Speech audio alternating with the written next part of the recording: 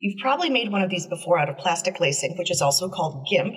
It's the same principle, just with suede. If you haven't made one, I'll show you a tip or two for keeping your knotting straight and managing all those fiddly ends. If you want to do this project without the kit, just be aware that you'll need 2 lacing lengths that are about a foot long for every inch of finished bracelet, and keep in mind that the fastening hardware will add about an inch of length. Again, if you've made one before and you know your way around a box knot, you can skip most of this tutorial. If you watch this tutorial and it makes no sense to you, that's okay. There are 1,100 videos on YouTube showing how to do this knot. A different angle or approach might work better for you. Search for boondoggle or GIMP box knot. Something I've done a little differently than most is use a loom. I have arthritis, so it's hard for me to hold all the strips of suede and keep them organized. The loom also makes it easier to see how the strips are crisscrossing so nothing gets twisted or out of order. Even if you don't want to use it for the majority of the project, it still could be helpful for getting started, as those first couple of knots are the trickiest. So here's what's in the kit. A cardboard square for your loom, 2 lengths of suede lacing. Yours will be much longer than what I'm using in this demo. A short length of lacing to anchor the project, a plastic needle for finishing the bracelet, and a double ring clasp and 3 jump rings for the hardware. You only need 2 of the jump rings. The third one is because those boogers like to get lost in the carpet if you drop them. To start, mark 2 notches on each side of the cardboard. Precision is not important here. Cut and poke a hole in the center of the cardboard to hold your bracelet in progress.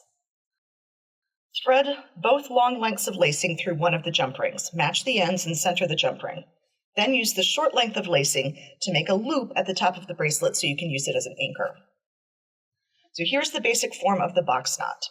I think of it as lanes on a highway. They are always going in opposite directions and they do not cross. Do not cross the lanes. Do not cross the lanes. The left lane stays left and the right lane stays right. To get all these strands to interlock properly, you have to look at the knot from the side. I see it as a pretzel or like a gift bow. The left side, the left lane, has a loop end and a tail end, and the right lane also has a loop end and a tail end going in opposite directions. So they're the opposite sides of the pretzel or the bow. The strand that you are going to be working with after you have formed that pretzel is going to stay in its own lane, and it's going to go over the tail and through the loop. So whether that's the tail of the pretzel or the tail of the gift bow, and then through the loop is what you're doing. Over the tail, through the loop. If you're in the right lane, it goes over and through the loop going one way. If you're in the left lane, it goes over and through the loop going the opposite direction. Once you've done it, you should be able to see a loose box in the shape of the knot. You'll just start to tighten it up gently by pulling the strands on each side in opposite directions, and then use your fingertips and your thumbs to really cinch it down at the end.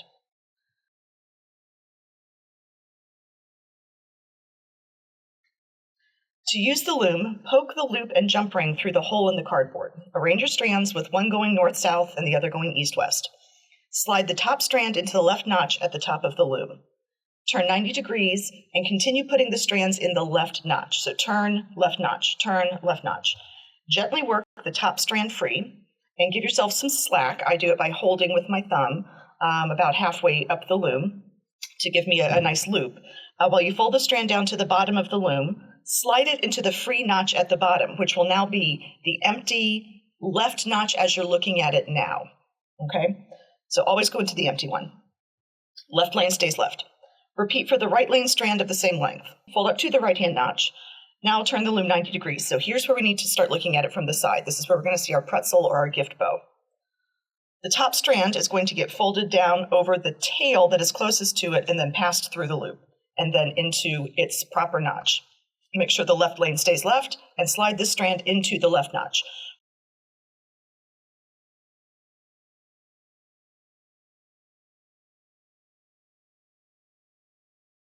Repeat with the other side. Over the tail, through the loop, right lane stays right, and put it in the notch.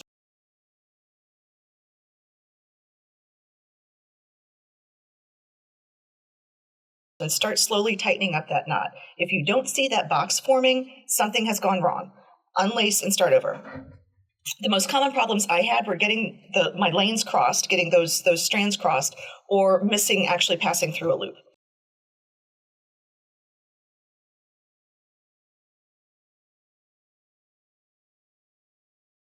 So you're just going to rinse and repeat. The next knot will start with all the strands, this time on the right-hand notch. It switches every other knot. So it'll be left and then right, left and right.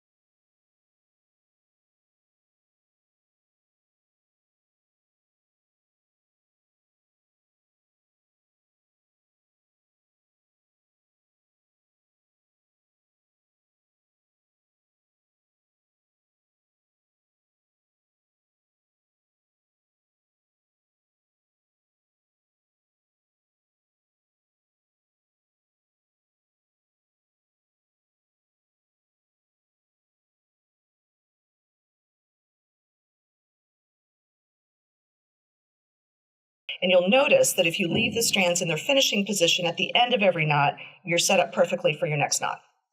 You'll continue knotting until you have your desired length.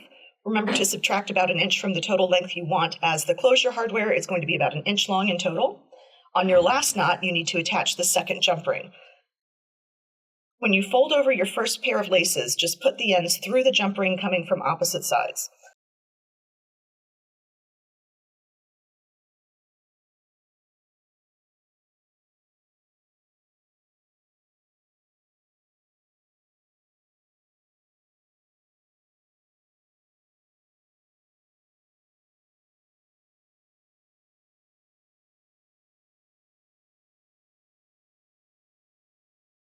You're going to complete the knot just like usual, over the tail, through the loop, left or right lane stays left or right, but make sure to keep the jump ring centered between the crossing lanes.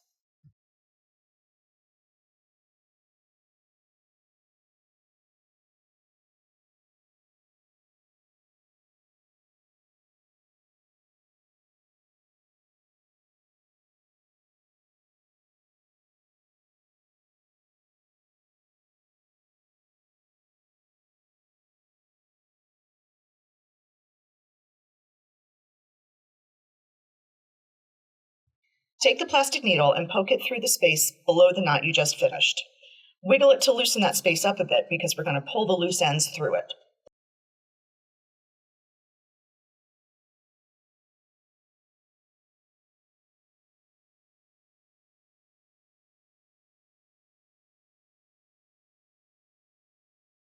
Start with the strands that do not go through the last jump ring.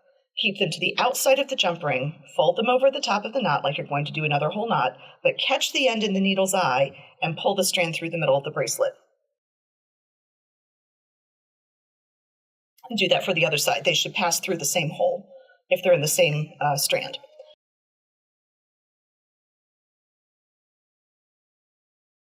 Then turn it 90 degrees and do the same thing for the jump ring strands. Just make sure when you cross them over the knot to pass them through the jump ring as well as pushing them through the hole below that last knot.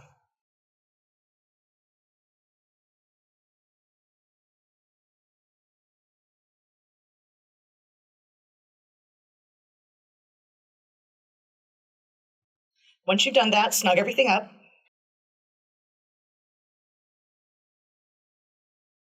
Use your preferred craft glue. Tacky glue is good, although if you think there's a chance you're going to get this bracelet really wet, like I have jewelry that I just wear constantly, whether I'm swimming or whatever, use something more permanent like E6800 or Gorilla Glue.